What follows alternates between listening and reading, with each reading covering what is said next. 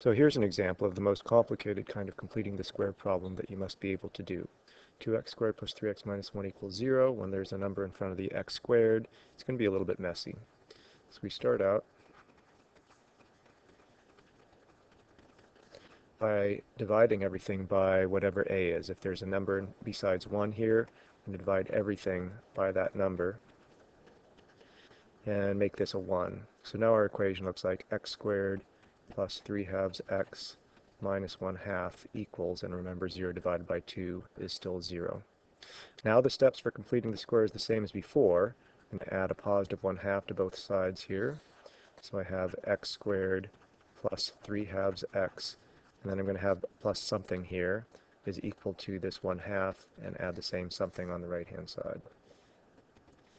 So now remember that we figure out what to add to make this a perfect square by taking half of this number. Now how do you take half of 3 halves? 1 half of 3 halves is the same thing as 1 half times 3 halves. So when you multiply straight across, you get 3/4, and then we have to square that. So 3/4 squared, 3 squared is 9, 4 squared is 16. We're adding 9/16 to both sides.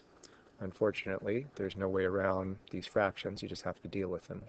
Now on the left-hand side, this is a perfect square trinomial, which remember we can rewrite as square root of x squared is x, square root of 9/16 is 3/4, and because this is a plus here, it's a plus in between. That is the perfect square.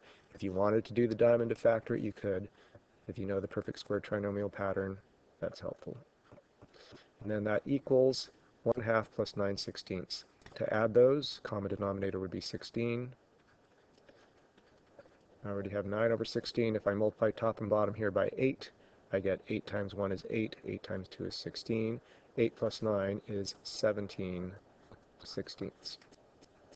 So now as before, we're going to square root both sides. And on the left-hand side, this will be the absolute value of x plus 3/4. And the square root of 17/16, this just is not a pretty number. The square root of 17 can't simplify, but the square root of 16 is 4.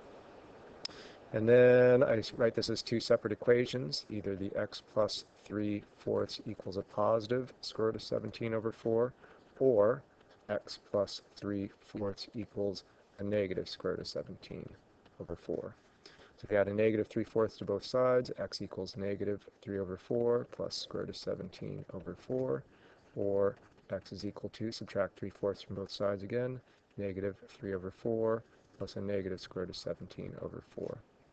Those are your answers. Because they're common denominators, I can rewrite this as x equals negative 3 plus square root of 17 over 4, or, when I combine these, negative 3 minus square root of 17 over 4. If you would like, that could also be rewritten as negative 3 plus or minus square root of 17 over 4, and that's about as simple as your answer is going to get. So x equals negative 3 plus or minus root 17 over 4. Those are two numbers, which if you use a calculator, you can figure out what the values of x are here and here as approximate values. But without a calculator, I would just write the answer x equals negative 3 plus or minus square root of 17 over 4.